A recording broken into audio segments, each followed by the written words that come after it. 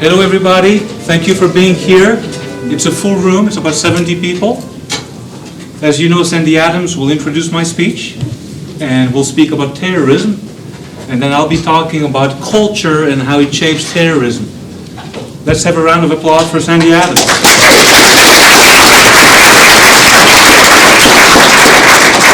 Thank you, Dr. Matusitz. I want to talk a little about what I was asked to talk about this evening, and I want to thank you for having me here tonight. I've been asked to speak for a few minutes about how terrorism is perceived by your government, and in particular the way Congress perceives the threat of terrorism here at home. I would like to take a moment to remind everyone that the effects of terrorism are not limited to civilians and how we face the threat on our own shores. When terrorists strike anywhere in the world, it affects every level of our defense systems. So let us all take a moment and remember the men and women who are serving in our police forces and domestic agencies, as well as our military, to keep us safe right now.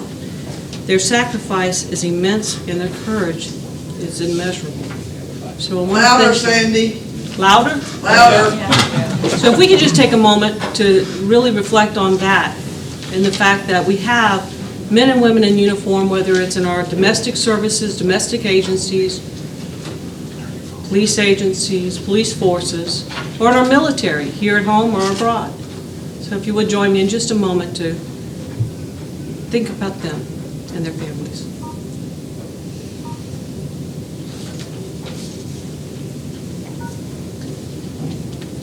Thank you.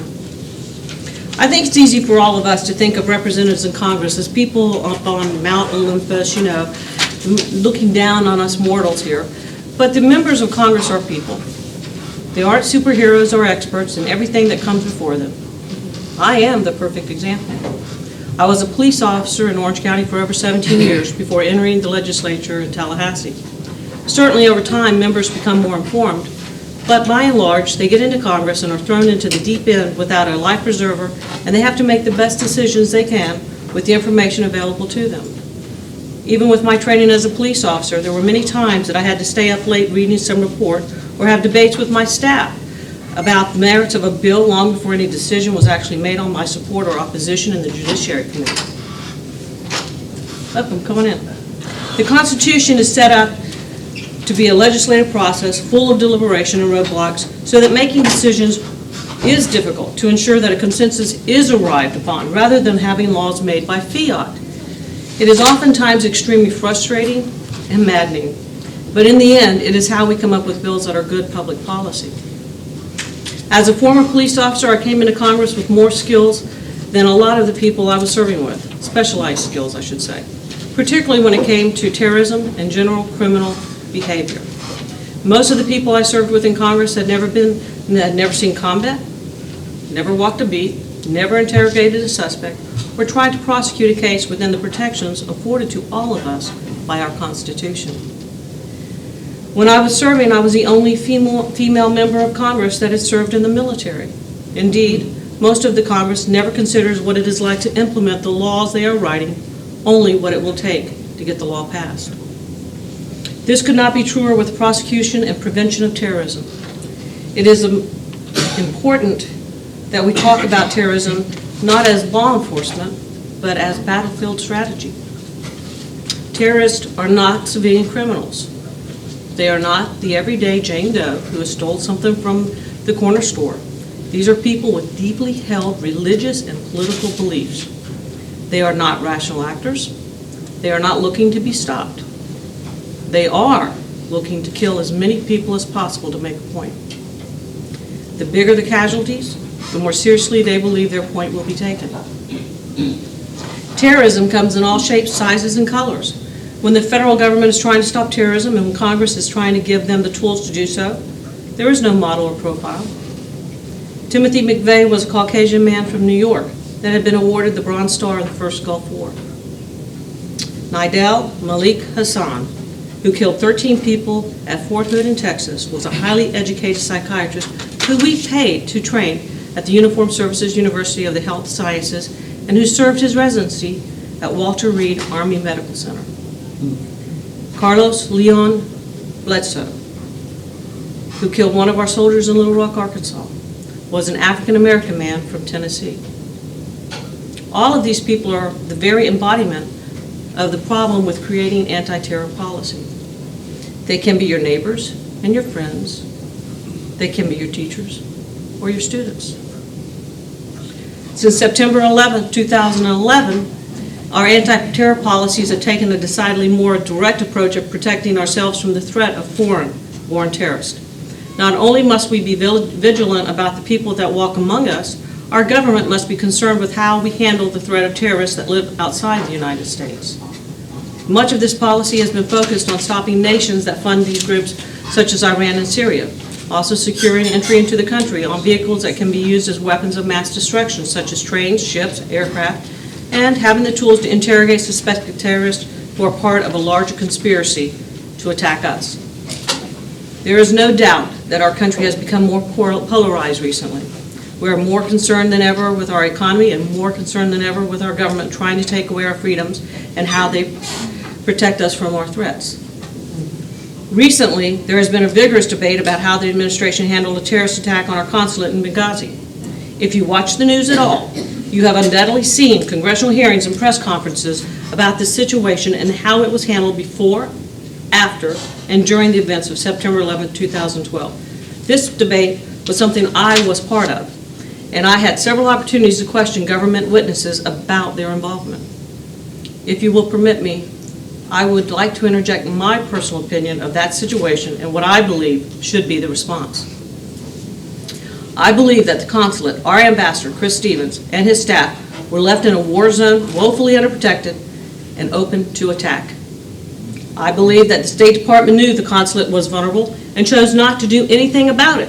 And I believe that it demonstrates a stunning incompetence on the part of our government to protect those men and women serving abroad in harm's way. Why they did it and why they were so cavalier about it remains somewhat of a mystery, and it is still being investigated. But there's no doubt that the State Department messed up, and people need to know, and they need to be held accountable for that gross negligence. To have a Secretary of State exclaim in a committee hearing that the how and why of the incident and the administration's response to it, quote, doesn't matter, is a tragic admission of priorities and one that I think warrants further investigation so that nothing like this ever happens again. If we do not find out what happened and correct the inefficiencies, we will not be able to stop it from happening again. So I would say to Secretary Clinton, it does matter.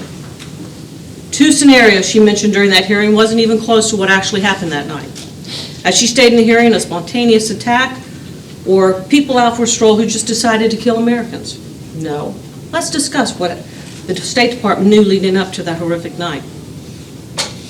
Every year, law enforcement, military, gear up for certain dates throughout the calendar because they know that these dates have significance to certain groups, Al-Qaeda being one of them.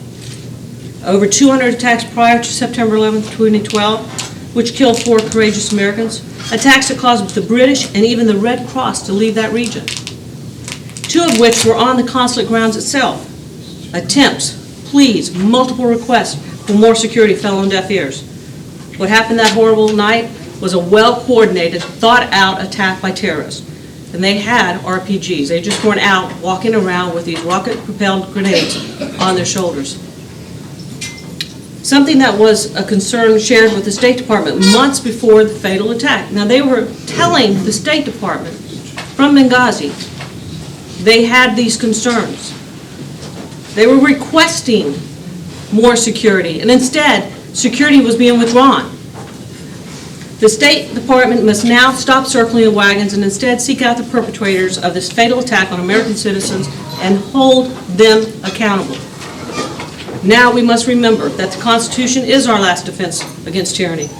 And if terrorists succeed in chipping away at that wall, we will have lost more than just the ability to protect ourselves. Allowing our law enforcement agencies to aggressively pursue terrorists within the bounds of the Constitution is not tyranny. It is defining the dividing line between tyranny and effective prosecution. We have a Congress who is vested with the responsibility of defining that line, a president vested with the responsibility to enforce that line, and a Supreme Court vested with responsibility to hold that line.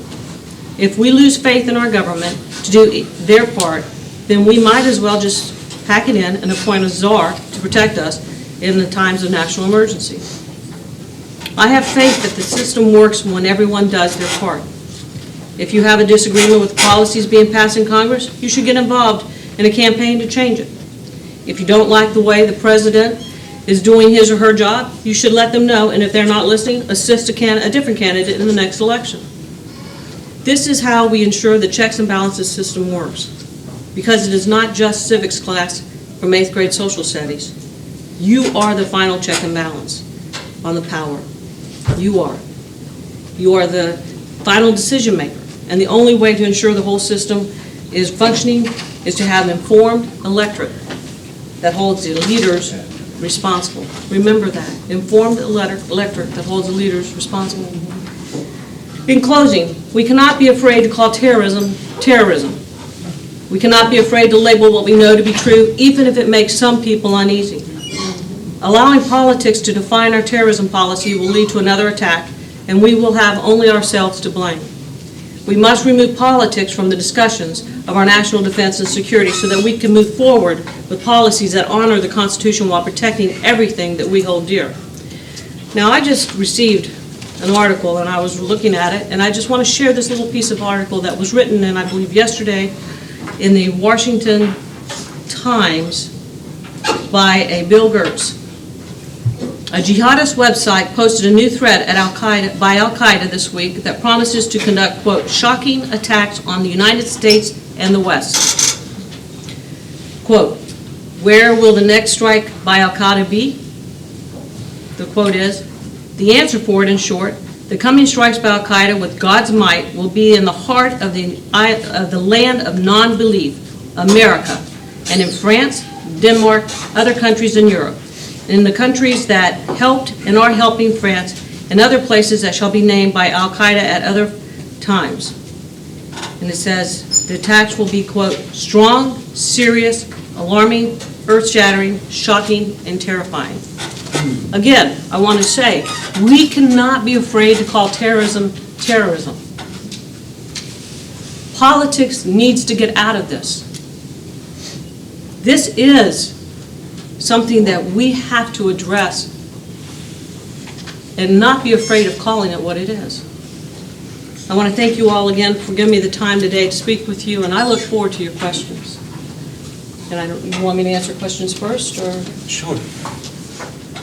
Take any questions you might have.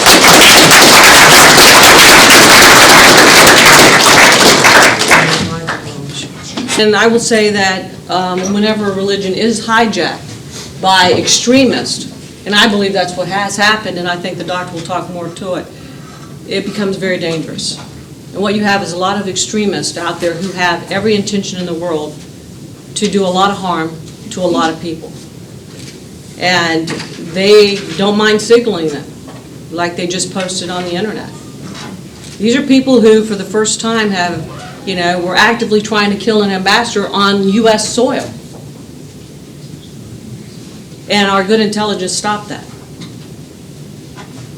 But they're not going to stop. And we have to identify them for what they are, who and what they are. And they are terrorists. They're not your average criminal. They're not the person who's gone down and taken something from the local store. These are people who have every intent of doing massive damage. The more the collateral, the more. Yes, and they claim it's in the name of religion. Any other questions? Yes, ma'am. Well, why do we keep calling them militants and not terrorists? It's all the newspapers, the government, everywhere. Well, a lot of times, and I think what you've seen is, and I'll say this before, just because they're out of fear of being politically correct, I'm one of these people that I believe you call it as you see it. And it may be because of my background. I grew up in a military family. I was in the military. I was a police officer. And I believe in just being very straightforward and honest about things. And these are terrorists. These are people who want to do harm for their own gain. These are terrorists. These are not criminals. And I would hope that our administration and the people that are making the decisions start looking at this and quit worrying about political correctness and start worrying about American safety. And what we have right now, you saw it after Benghazi, when we lost those 4 brave Americans. What happened? They were talking about a video. They did a video, an ad saying that we didn't agree with some video this guy had made. But it hadn't, that really, we can't show any correlation with that video and what happened in Benghazi. I listened, I was in that hearing for several hours. And what I heard was that in Benghazi, the ambassador, his security team, they knew that it was getting more and more volatile. They were requesting daily, almost, for more security. Yet they were left there with less security in a very dangerous situation where they knew all around them Al-Qaeda was growing. Terrorists were growing. And look what happened. Because for the sake of what? Normalizing? Who knows? I think that we're going to need to continue to investigate, but people need to be held accountable. The people who made those decisions to leave those Americans there in that area with the so less of what they truly needed for security. And also we need to hold the people accountable who conducted that attack on our Americans. So it's twofold. But we still need to stop worrying about political correctness and call it what it is. It's terrorism. Sandy, it's good to see you again. One of the things that, a lot of people complain about George Bush, and one of the things I think that he did that was right is when we got hit on 9/11, he said that he was going to go after the terrorists, aka the war on terror, and the countries that harbor them. As such, he actually has a target, unlike the war on drugs, which we have no target, it's just random people around the world. Is there any, let's say, strength left in those words, to your knowledge? I hope so. Because as you can see from what is being posted, they're not going to stop. And so we have to be vigilant. And again, I think we need to get politics out of the conversation. And we need to look at the policies and what government's supposed to do by our own Constitution is make sure that it's protecting its people from attacks. I saw another hand. Yes, ma'am. Michelle Bachmann and 4 or 5 other representatives have stood up and put a letter to Congress or to the President, I don't remember which, trying to find out investigations about Secretary Clinton's aide, who is really big in Muslim Brotherhood. And we know that there are a lot of agents, advisors, FBI, CIA, Homeland Security, and all these different high top security agencies in Washington. Why are we covering all this up? The government's not telling us the truth. They don't want us to know. Well, I don't know, and until I actually, and again, my background, I'm a law enforcement officer. I think it's through and through to me. I'll never get it out of my system, so I like to have all the facts. That's why I asked to sit in, because I wasn't even I wasn't assigned to the committee that was doing the Benghazi hearings. But I wanted to know what actually took place. So I asked and got the approval by the chairman and sat in and was able to ask questions.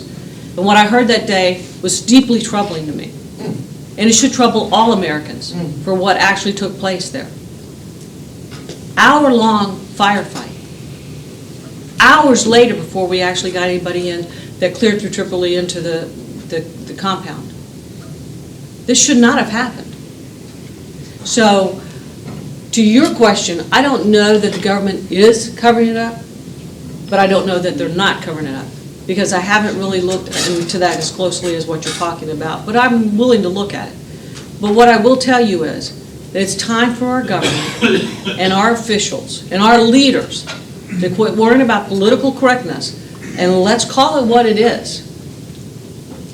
These are terrorists. and they are not going to stop. Yes, ma'am. Sandy, as the Congresswoman in the line of fire there in D.C., are you detecting a lot of cowardice among your compatriots? Because sometimes I get the feeling that these votes that are coming up, of course, you know, you all are not on our happy list down here on the Citizen. Are we? Is it so bad that they're compromising their own morals to protect their butts up there? What's going on? Now, remember what I said. My background, my training, my history, my knowledge, I mean, when I went to Tallahassee and then when I went on to Congress in D.C., I was trained quite well in terrorism and the backgrounds and law enforcement and all of that. But there's a lot more to these pieces of legislation than you actually get from the media, okay? And I will tell you that if you're not reading it, if you're not looking at it very carefully and you don't understand it, and you're not asking someone, say you get to a point in this piece of legislation, you go, I'm not really sure, maybe, you know, don't just assume, take and ask someone who actually does know. Because there's going to be those times, and I would sit with my staff, and we would actually have debates on issues in the piece of legislation, because, you know, we would hear from all these different areas that they said this, it said that, it does this, it does that, but until you actually read it, know what it actually says, then that's when you should make your determination, and that's what I did. So, and I had no problem coming home and talking to every one of you and telling you why I did what I did, because I knew what it said. So I think it's very important that you have to look at that. So no, I don't think that there are a lot of them up there compromising the principles. I think that they're hopefully doing their research like I was doing.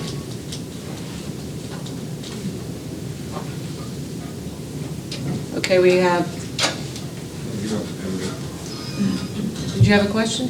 No, telling them their seats. Yeah, it appears that the government is purposely covering up, for instance, the doll shooting. They said it was workplace violence. He's yelling Allahu Akbar. Allah Akbar. Allahu Akbar. So it's not workplace violence. They have forbidden the use of words Islam, terrorist, or anything else in the literature coming out of the White House. That, to me, is the first sign of defeat when you cannot identify as your laws. If you don't call it what it is, you'll never solve the problem. Is there a way to get the truth out? Well, you heard me say it. I said it was an act of terror. Please? I said it was an act of terror, and that's what I said. Our administration will not say it. And that's the problem we have. It's the political correctness. Quit being politically correct. Call it what it is. It's terrorism. And until our administration starts doing that, I think you're going to see more and more acts, or more and more attempts. And, you know, it took us, look how many months we are from September 11, 2012. Do we have any more answers than we did right after we started commencing our hearings and asking questions? And I would say no. There is a problem with this administration. And I hope, for the sake of all Americans, whether they're home in our home country or they're out abroad, that this administration starts taking this seriously. What do you think where do you think they're going to go with this gun control? They keep trying to take guns away from Americans. Where do you think that's going to go? I think that they're looking at the wrong thing. And I'm just going to quickly touch on that because I think this is off of what we're talking about tonight. You know, in the state legislature, I was one of the people that, I think it was my legislation that linked the mental health adjudication with background checks, because I think we have to be responsible. There are many things you can do, but in the 10 years they had a ban, their own department said, Justice Department said there was no effect. So we have some issues here, and we need to address the true concerns. And this is, you know, a culture of violence that we really need to look into. But with that, I'm going to stop now, and Dr. Jonathan Matusitz, I hope I said it right? It's Matusitz. Matusitz is going to be talking with you on the culture that shapes terrorism. That's correct. And I think you're going to get a lot more from his talk on why we've seen the radicalization and the actual hijacking of a religion. So I think I'll sit right here and listen to you. Thank you, Sandy.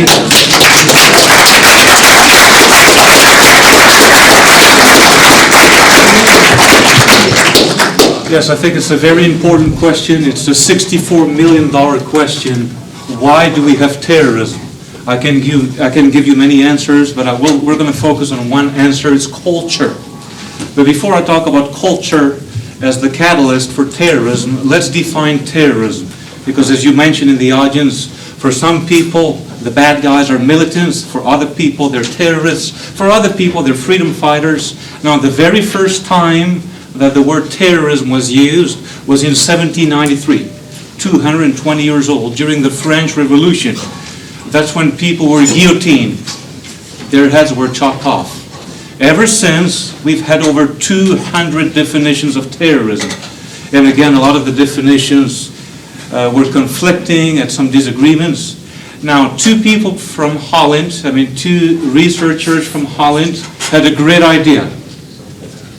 Schmidt and Youngman, in 1988, they looked at all the definitions of terrorism, and they noticed that in all the definitions, the word violence emerged. In 83% of the definitions, there was the word violence. In 65% of all those 200 definitions, the word political goals emerged. And in about 50% of all those definitions, the term fear and the term terror emerged. So finally, we had a definition that most people agreed on. And the definition is this: terrorism is the use of violence for political reasons. And the objective is to cause fear and terror. So at least those people who think that Islamic extremists are just militants and what they did at Fort Hood is just workplace violence, let's call a spade a spade. That's terrorism, no more political correctness. Thank you for the work you've done. Now, there are two types of terrorism. You have old terrorism and you have new terrorism. Old terrorism, that would be the IRA. And you kill only people that you want to kill, specific targets, discriminate targets. You leave women and children out. But today we have new terrorism, and that is epitomized by radical Islam. That is epitomized by extremism. And new terrorism is indiscriminate. Let's kill as many people as possible. Let's kill women and children. On 9/11, on that fateful day, 3,000 people died. It was very indiscriminate. New terrorism is not classical terrorism with bombs and mortars and other means like dynamite. New terrorism would be weapons of mass destruction, killing as many people as possible. Now, why do we have terrorism? Well, the answer is culture. By definition, and I want you to look at the outline, you have an outline, and on the second page, on the back of the page, you have a few definitions. So if I use terms that you don't understand, you can look at those terms. But by definition, culture is a social system. It's a system of human relations that is transmitted from one generation to the next. That can be anything. What's good and bad, what's normal, what's not normal. See, culture teaches what's acceptable, what's unacceptable, what's taboo, what's permissible. And every culture has things that other cultures don't have. Another guy from the Netherlands whose name was Hofstede. And if you look at the graph, Hofstede defined culture at 3 levels. And he called that the 3 levels of behavior, the 3 levels of programming. At the bottom level is where all humans are the same. We all need to go to the bathroom from time to time. We all need sleep. We all need shelter. We all need to eat and drink. That's the universal level. At the top of the pyramid, that's where everybody's different. Even though culture shapes the way we think, I'm going to be different from Peter and Paul. And at the middle level, which is the heart, the centerpiece of culture, is the collective level of programming. And that's where terrorists are being trained and brainwashed and indoctrinated. Hofstede calls that the software of the mind. Software. Just like a computer needs software to work, humans need software to think. So it's really collective programming, our thinking pattern, our software of the mind. Let me give you an example of software, okay? In some places in Africa, in some parts in Africa, culture teaches them that the only way to cure AIDS is to have sex with a virgin. Now for us it's unconscionable, unthinkable. What are you thinking? Well, their culture teaches that. Our culture will teach something else. It will teach American exceptionalism and individualism and freedom of expression and self-expression. So it's the idea of social glue, that culture shapes the way we think. And we call it, it's like a blueprint almost, like cultural determinism. Because culture shapes the way we think, of course, in some parts of the world, if culture teaches to kill infidels, rooted in scriptures like the Quran, rooted in other scriptures or holy texts, or anything they hold sacred like the Hadith, so of course we're going to have, for example, some radical Muslims. According to RAND, R-A-N-D, I don't know if you mentioned RAND, but RAND is basically an institution, a non-profit institution in Santa Monica. Since 1972, RAND has studied terrorism trends. According to RAND, 96% of terrorism is Islamic terrorism, 96%, which means that only 4% of terrorism is non-Islamic terrorism. So why? Why do so many Muslims, relative to other religions, want to kill us? The answer is easy, very easy. It's 7 letters, culture. What I've given you so far is social glue, a blueprint that's anchored and planted on your brain. And there is a place in the Middle East where culture is enacted through classes, and it's an Islamic school. It's called a madrasa. And a country like Pakistan has 40,000 madrasas, 40,000, serving millions of students.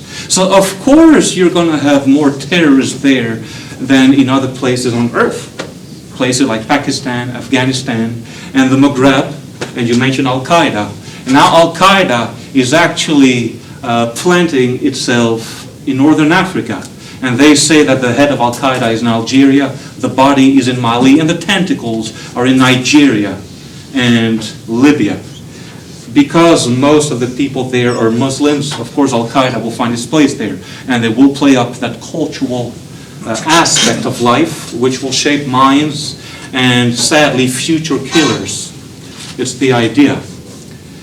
Because we have culture, we have symbolic interactionism. I'm in the School of Communication, so I like to use a lot of communication theories. And what culture teaches us is that we learn how to communicate, we learn how to write, we learn things through a theory of communication called symbolic interactionism, which says that in America this means victory. That's what my culture teaches me. That's symbolic interactionism. In other cultures, they have other signs that we don't know. So imagine that symbolic interactionism from the cradle until you're an adult teaches you to hate. Let me give an example, okay? The Quran uses the term jihad 41 times. Jihad, holy war, and the idea of killing infidels, that's being used in the Quran 41 times. That's an example right there. There was a Pew poll that was conducted in Lebanon, in countries like Jordan, countries like Saudi Arabia.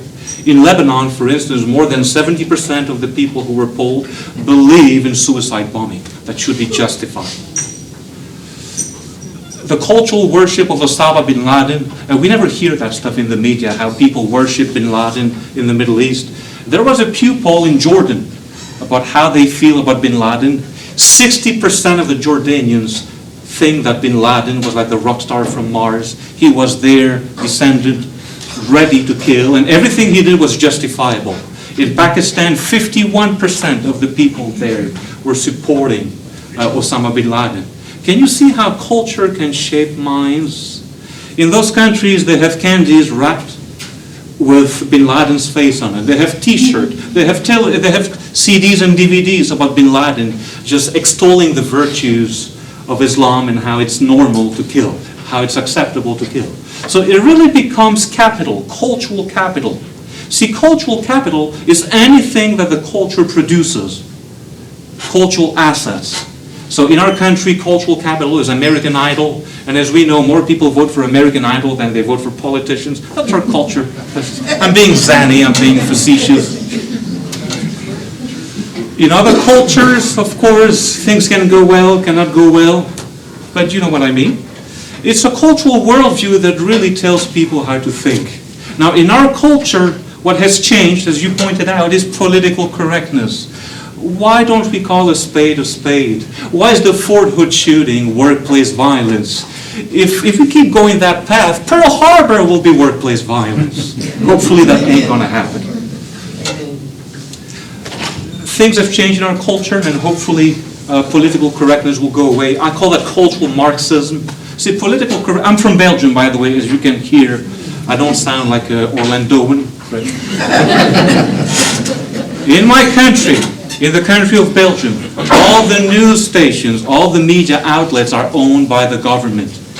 There is no freedom of speech. Every time my mom will post something on a website, like the local newspaper, they will erase it. Ah, you're telling the truth. Ah. Fortunately, even though we have political correctness, let's face it, we still have Fox News and Michael Savage and Rush Limbaugh. You may not agree with them, but America really is one of the few countries that really has freedom of speech. All you have to do is take a 5-hour flight. Let's go north. Well, let's go to Montreal or Toronto. In those places, there is no freedom of speech. In 2011, and that's part of their new culture, in 2011, they passed a new law, a new federal law in Canada. Anybody who tells the truth, anybody who just criticizes any religion, Islam, Buddhism, Christianity, will receive a fine. And if the person refuses to pay a fine, will go to jail. It's not happening here yet. Maybe our administration is trying to pass that policy. Hopefully it will not succeed. I'm telling you, America is the last bastion for culture and freedom of speech. Now, going back to the outline, I digressed a little bit, but I had to share that with you. Going back to the outline, there's something called uncertainty avoidance and collectivism. And those are two cultural ways of life that a lot of terrorist groups live by. And there is a documentary on radical Islam called Suicide Killers. It's on YouTube, Suicide Killers. And basically, that documentary is 60 minutes and will answer most of your questions as to why we have so many people hating us. It's culture. And part of their culture is that life on earth is uncertain. Just, of course, poor economic conditions and misery. And life in paradise is very certain. And their culture teaches them that once they kill people in the process, if they lose their lives, but they kill infidels in the process, they will have certainty of life in paradise. The Quran says that in multiple places. Chapter 9, verse 111. The Quran forbids suicide except for one thing. Okay? If you kill infidels in the process, then it's fine. Chapter 9, verse 111. If you kill infidels and you die in the process, you will reach the highest place in paradise. Chapter 4, verse 74. Same idea. The hadith, and by definition, a hadith is a collection of sayings by the Prophet Muhammad. The Quran is their holy scripture, and the hadith is what people gathered from what they heard from Muhammad. And they compiled everything and it became a hadith. There are a lot of hadiths. Some of them have less value, less truth. But Al-Bukhari is the main scholar that people believe. They believe in what he wrote. And he's the main author for the hadith. And according to Al-Bukhari, if you do kill infidels, if you do follow what Muhammad said, it's going to be 72 virgins and 80,000 servants. And that's certainty in paradise. Uncertainty here, certainty in paradise. And you know, the suicide killers were interviewed, and I want my children are 5, when they grow up, I don't want them to be like Superman or Batman or Spider-Man. I want them to be like me. I want them to do the same thing. I want them to kill infidels and to enjoy life in paradise. If a woman is a suicide bomber, she becomes one of the 72 virgins. And she can choose the most beautiful husband. I'm just giving you a few zany examples to illustrate what culture teaches. And I want our government to understand that. Instead of avoiding the issue, instead of being in denial, how about our government just allows our teachers to tell the truth about things like that in the classroom. How about we call a spade a spade? That's what we need to fight for. Now, the other term is collectivism. In a lot of the cultures that really foment the idea of killing infidels, there's a big sense of fellowship, the idea that we have to take care of each other. And fellowship has a better term. According to Hofstede, it's collectivism. The idea that the group is more important, no individual thinking. You need to do this for the group. And we have a lot of martyrs in the Middle East, and the concept of martyrdom is the idea that you die for the group. The Ummah would be the large Muslim group worldwide. Ummah. You die for the group. In the Palestinian territories, and this is very important, in the Palestinian territories, culture will have a set of rules. If your son commits suicide and kill a lot of people in the process, like the IDF, the Israeli Defense Forces, your son will have his picture after he dies. Your son will be on a poster in the street of Ramallah. It's almost like just walking on Hollywood Boulevard. You see DiCaprio, you see Justin Bieber, maybe not that one, but you know what I mean. Then you go to the Palestinian territories, and you see people who look like Hollywoodian stars. There are people who kill so many other people, but they're revered as stars. Of course, that's going to be incentivizing. And the family gets $2,800 a year. It's about something like $40 to $50 a week as a compensation because their son became a martyr. And you see what culture teaches. In conclusion, if I can put it that way, there's really a clash of civilizations between their culture and our culture. It's really a war of ideas. The term clash of civilizations was actually coined by a brave professor from the East Coast who passed away, Sam Huntington, in the mid-90s. And really, Islam and the West are incompatible. If Islam teaches this and we teach that, how can we join forces? How can we agree on a lot of things? Now, don't get me wrong, there are some cultural Muslims. They're not the problem. They're not the solution either. When was the last time you heard a cultural Muslim criticizing a radical Muslim? When was the last time you had a cultural Muslim complaining about the Benghazi fiasco? I want to hear them. Then I'll give them $1 million. It's a safe bet it ain't going to happen. And really, it's a clash of civilizations, a war of ideas.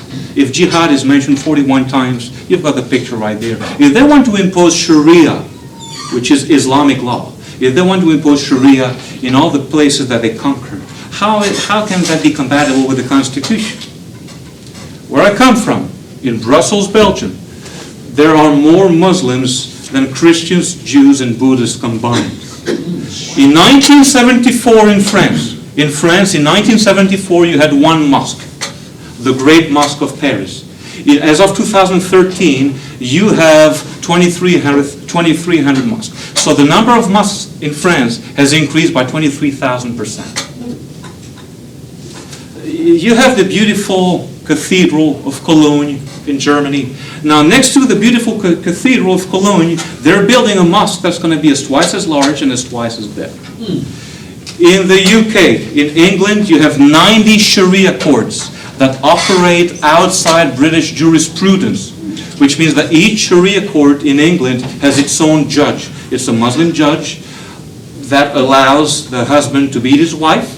Remember, they have Sharia zones, and the British government has no say. Now, is this what we want in the United States? So how do you change a culture? That's another $64 million question. How do you change a culture? Well, you don't try to change it. You just resist it. Let's call a spade a spade. The Fort Hood shooting was terrorism. We need to resist culture, especially cultural invasion. I came to this country because I like the American way. I like this country. I'm pro-American. And if this country becomes like Belgium, we're doomed. It's the idea. Well, it's going to be almost 7. Any questions? I'm sure you have questions. Yes, sir. You mentioned that Islam and the West are completely different, and really, I'm assuming they can't ever agree, which is what's happening in Israel and the Palestinians. exactly the same thing. That's And right. we tell them they should negotiate, the Israelis should negotiate with the Palestinians, but there's no way they can. And all you have to do is go to the website of the Palestinian Authority or Hamas, that Palestinian terrorist group. You know what it says among many things? Our mission is to push the Jews into the sea, the Mediterranean Sea. So how can you negotiate with them? Well, do you think that the White House allowing Muslim Brotherhood activists to be on the White House staff is denial? It's- How can they be in denial? It's there, three answers. Some of them are in denial, some of them are in bed with them, and some of them are just afraid. They've been cowed by our enemy. What about the $1.5 billion given to the Muslim Brotherhood? Is there something wrong with that picture? Our money? It's probably more than that. Yeah, but that's a start. Right? And we've given Pakistan, listen, from 2002 to 2012, we gave Pakistan $23 billion. What did they do in exchange, What are you in getting for your return? money? They were hiding Bin Laden. That was our compensation. expensive. Yes, Karen. Okay, so I have two questions, actually. Everybody please. Karen. Go ahead. Yeah, some of the examples that you were giving, are they cultural or is it actually a religious? Is it cultural or is it the Quran? Like the woman, the suicide bomber that dies and becomes a virgin, is that in the Quran or is that cultural? Well, I will answer your question this way. Many people have, yes, okay, I need to repeat the question, I'm being taped. So your question is Islam a religion? In the examples that I gave you, are they based on religion or culture? I can answer your question this way. Islam is not just a religion, it's an ideology. It's a political ideology which encompasses culture and religion. So it's not just a religious problem there on that front. It's a whole cultural, it's a whole political agenda. And you're talking about a caliphate. I think one of the main mission of a lot of Muslims and Muslim leaders worldwide is to establish a caliphate across the world. A caliphate is a grand Islamic state. And they want every country to impose Sharia. Under Sharia, we're being told how to walk, how to talk, what to wear, and women will have way fewer rights. And everything conflicts with the Declaration of Human Rights. The United Nations passed the Declaration of Human Rights, 1948. What did it say? Every country has no right punishing anybody because of their religion, the way they dress, and women shall have the same rights as men. You have 57 Islamic countries, and I think that 56 Islamic countries out of 57 have violated that Declaration of Human Rights by a large measure. Just my second point was it's just an observation more of, and I found this to be true in my own life, but what you resist persists. So if we're coming from the standpoint of, we don't want this, we got to resist it, I think that we're going to actually keep getting more of it. That's my belief. I think that if we focus more on how do we want to strengthen our country, how do we want to protect our freedom of speech, what kind of culture and civilization do we want to be and strengthen that, I think that will... How do you want to strengthen our civilization? By welcoming, for instance, radical Islamic beliefs? I think that what you resist or whatever you focus on actually can magnify it. I just think it's something I know that Well, actually, no. European countries made a huge mistake. They quit resisting. So they unfolded the red carpet for a lot of Muslim families to come. And now, a country like England has to say yes to polygamy, has to say yes to honor killing. France, for a long time in France, you could not have any polygamy. Now they have so many Muslims, 8 million of them. And the size of France is like the size of Texas. They have 8 million Muslims in France. They have to say yes to polygamy. They have to kowtow to Muslim immigrants because they have so many of them. So I'd rather take the chance and resist what is our enemy than actually just give up and embrace, those foreign cultures. He was before. Yes, I'll be with you. Yeah. I had a question that you brought up earlier, Yes. which was, I wanted to know what your opinion was, because it was brought up about the gun control issue. And with gun control, if you have an opinion as to what the ultimate If you can please speak louder. end game is to the enforcement of gun control, the way that this administration is trying to enforce it, and how that plays in possibly to the resistance or non-resistance of terrorists coming in. So your question are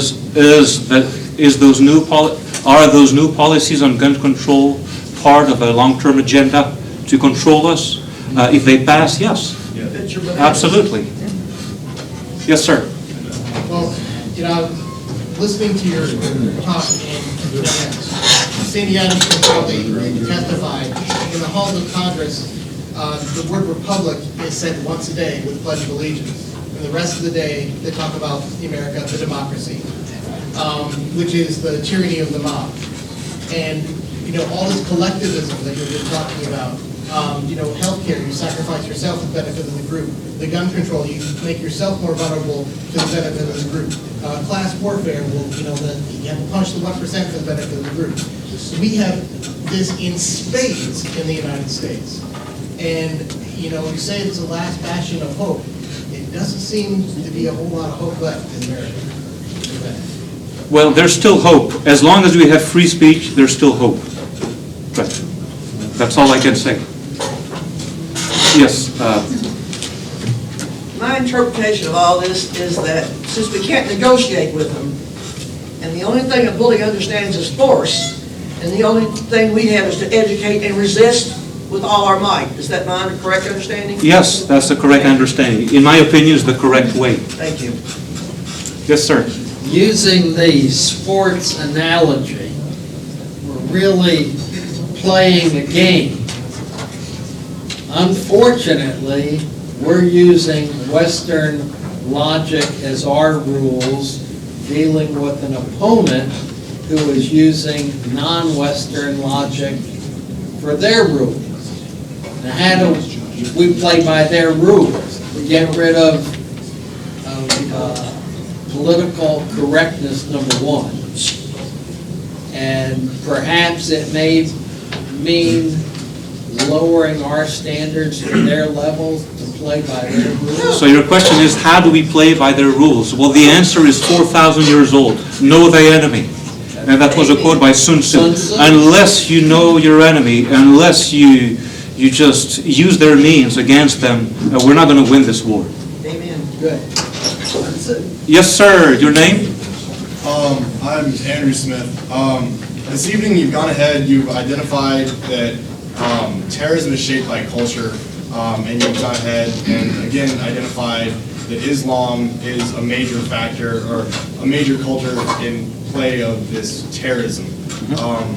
We've addressed how to resist it, that it's spreading. We've addressed the problem. What is the solution? We've talked about how we don't want it to continue, but how are we going to go ahead and retract it? Because obviously terrorism is something that's going to continue and it's inevitable. But at the large scale that we have right now, if it's going to continue at this rate, it's going to be unsustainable for our culture to have to live within it. So what is the solution? We've talked about the problem. What is the solution to try and, repair it? Resistance is just, so we're sitting there, we're saying that we're going to call it terrorism. We can call it terrorism or we can call it a tickle fight. It doesn't matter what we call it. I'm not trying, but the thing is we can call it whatever we want to, and that'll paint a picture in our head of what it actually is. So I understand how we're resisting it, but how are we affecting what their actions upon us? So what is the solution? To elect politicians with fire in the belly. And the place to take it is to the local level. We know that it's not working in the White House because the Muslim Brotherhood is just in bed with them. So I think that by electing local politicians, those who clearly understand our enemies, those who are willing to fight and pass policies and laws that are pro-American, that would be the solution. An example of this is ALAC, A-L-A-C, American Laws for American Courts. And so that addresses the issue locally of not having it spread here. What about, Al-Qaeda and the terrorist groups abroad that are coming and affecting our country? How are we supposed to how are we supposed to address that issue? So that will address the domestic issue, but what about the... Well, Al-Qaeda coming here, that's not up to us. That's up to Well, no, Homeland Security. I understand that. But I'm saying we're talking about the terrorism, the cultural root of terrorism. So how are we going to address that root? You're wanting to know, how do we address the cultural root? How do we respond, basically? What's the answer? The answer is education. The answer is we educate and we get rid of the political correctness. And we say what it is and why we believe what it is. One of the things I filed, which in my lifetime as a law enforcement officer, being in the military, growing up in a military family, I never in a million years would have thought that I would have found it necessary to file a bill that says that we only have American laws in our American courts. In other words, no other form of foreign law in our courts. Because if it isn't a duly created law by our electoral process, in other words, it went through our legislative process, it went through the courts, it is constitutional, then we're not going to have other foreign laws in our courts. I found it necessary to file that piece of legislation. I was working on one in the state when I got elected to the U.S. House. The U.S. House, I filed it.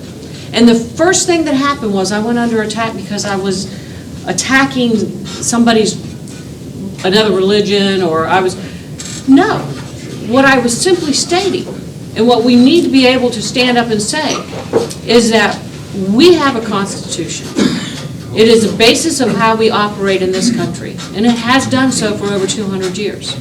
We follow that constitution, and our laws are created through our constitutional ways, through the legislative process. And some that have been created because of the court rulings and precedents set by our courts. But each and every one of them have gone through a process where you had the opportunity to elect the person who was up there making those laws. You had a say in it. American people have a say in it. So that's how we act. That's how we respond. That's what we need to do. And the education is important because we have seen so many people wanting to sidestep, be very careful not to offend, and I get that. But I also get the fact that we need to put away political correctness when it comes to dealing with this issue especially, because it is a terrorist attack. What happened in Fort Hood was a terrorist attack. It wasn't workplace violence. Amen. This is something that we need to recognize and deal with head on. If we do not, it's going to grow. And for those that are in law enforcement, we all know that it started growing in our prisons. So this is not something that's just popped over overnight. It's been here for years, and it's been growing. Thank you. Lots of fingers. How about you help me? Yes, sir, you had, yes. Quiet question. I think what we need is a clear definition of who is an infidel. On the one hand, here's what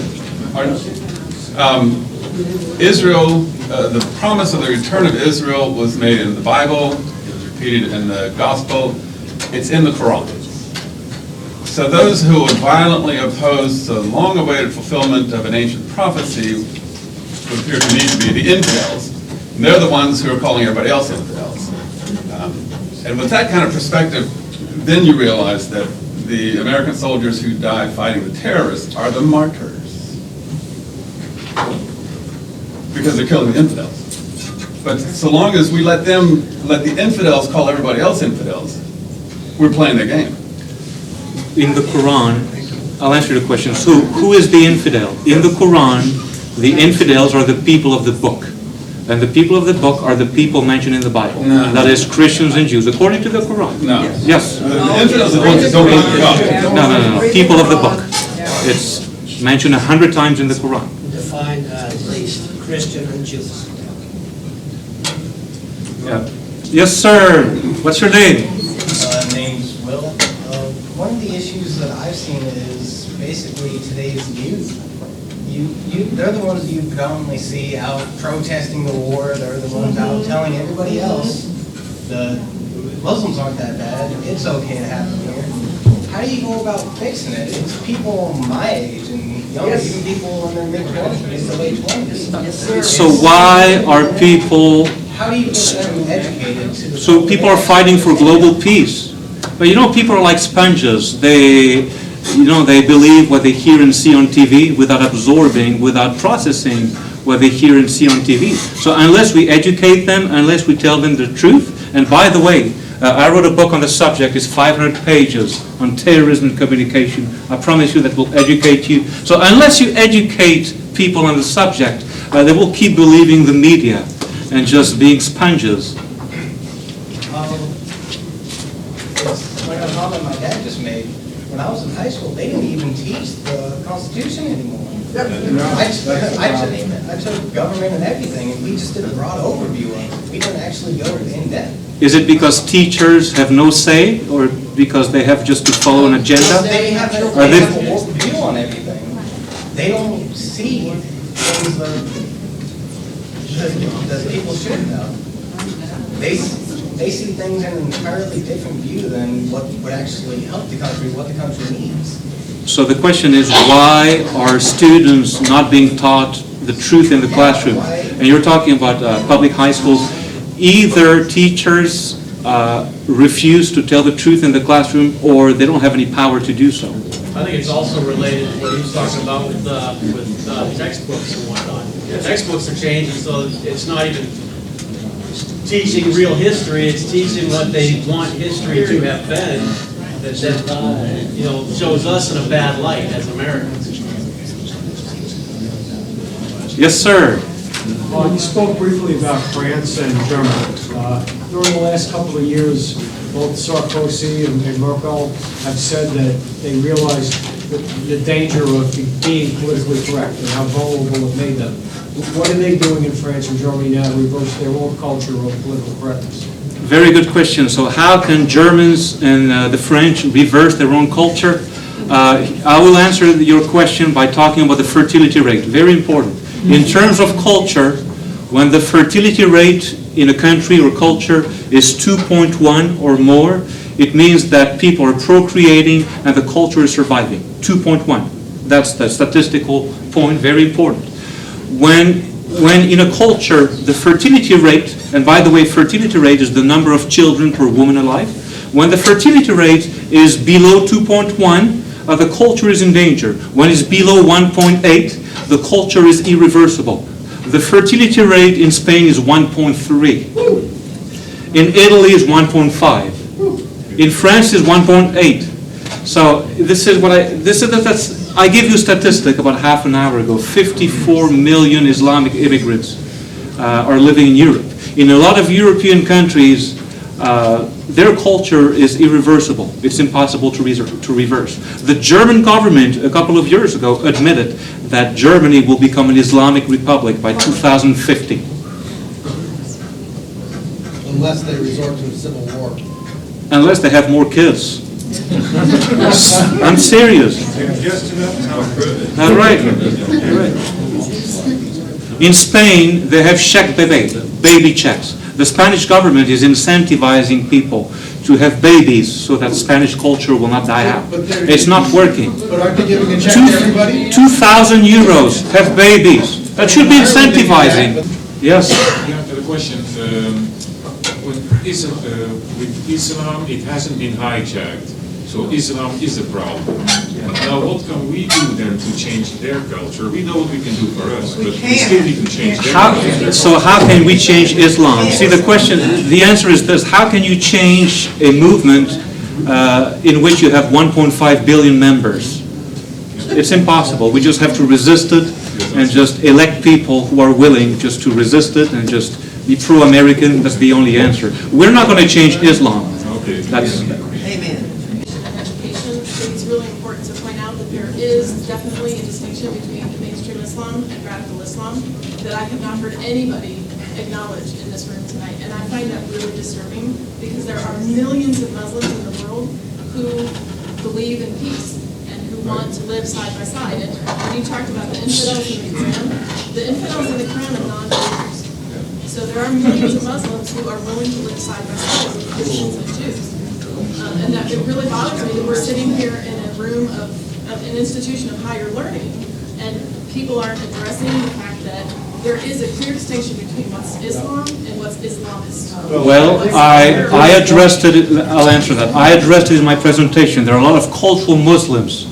They're not a problem, but unfortunately, they're not the solution either. When was the last time you heard a cultural Muslim criticizing radical Islam? And a lot of them, listen, a lot of them don't even know the Quran. When I discuss the Quran with them, the conversation lasts for 2.5 minutes. They just know the tip of the iceberg. And as you know, 90% of an iceberg is submerged. They can see the forest, but they can't see the trees. So that's the problem. Can I say something? Yes. And I want to say something, because I know that a lot of people here don't believe that Islam has been hijacked, but I said it in the beginning. I believe that the radical Islamists have hijacked Islam. And I said that in my very beginning, because I believe that. I truly believe that there are those who are of a different faith than they're Muslim, that aren't out to harm other people. But they are concerned that if they speak up, they may be punished by these radical Islamists. Because, like any other religion, if you are not with them, then you are against them, is the radical Islam's way of doing things. And so, yes, and so that's what I meant when I said, you've got a group of people. What is the Quran about? Like, if I want to know what is Christianity about, I'm going to go read the Bible, and I'm going to know what is the message of the Bible.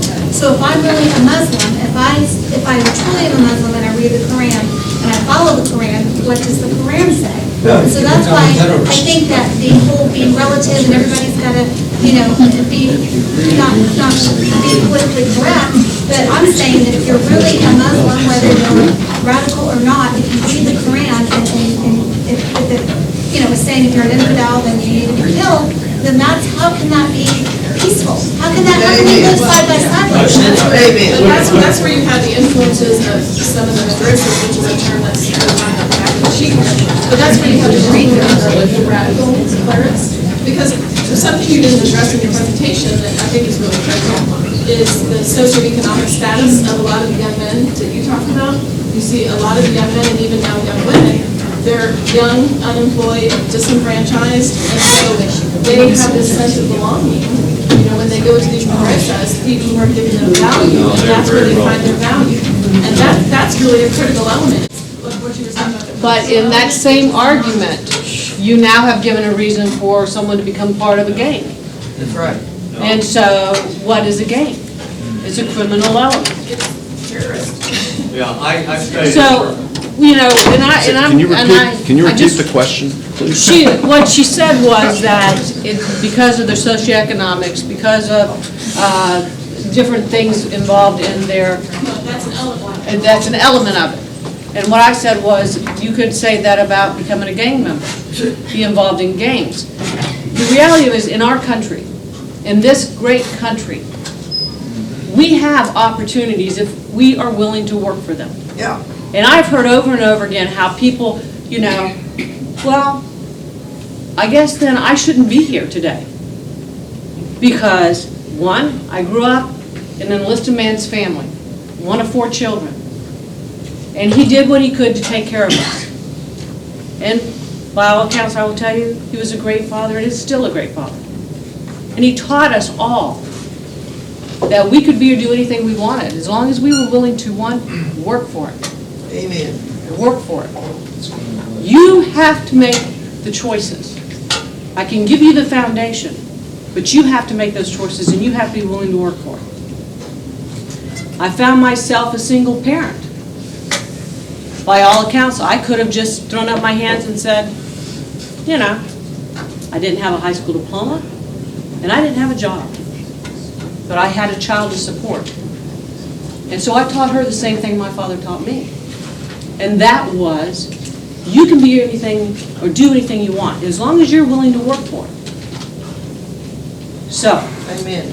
I went out and got my GED. I put myself through the police academy at night while working during the day, and I became a police officer. And I took care of my daughter.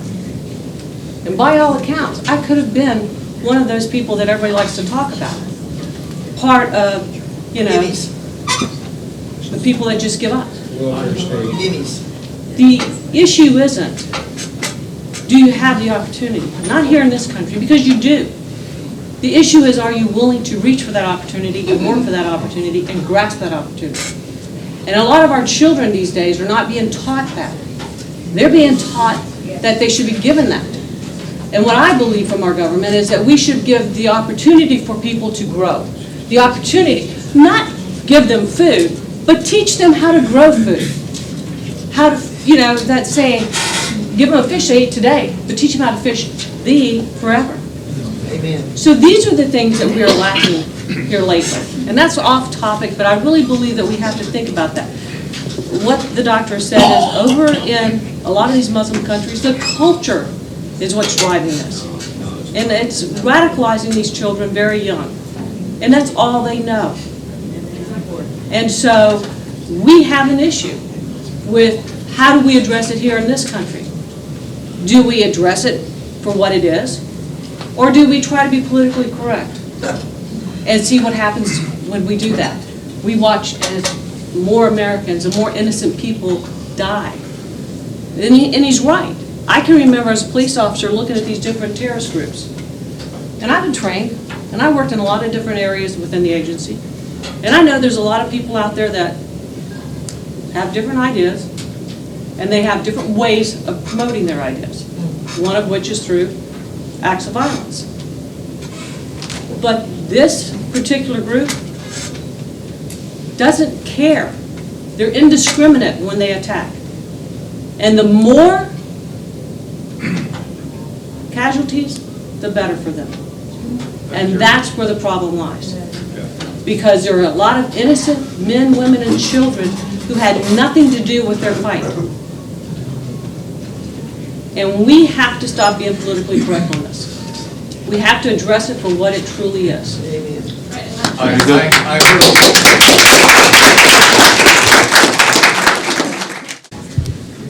And I think we're now at the point of the program where the good doctor is going to be doing a book signing. He's got his books here, so please, everyone, stop by and chat. Let's give the doctor a round of applause.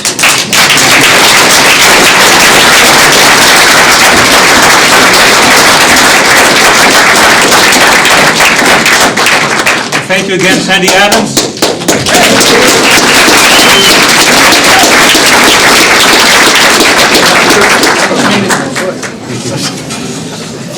Get ready for your book signing. Thank you so much. Nice to meet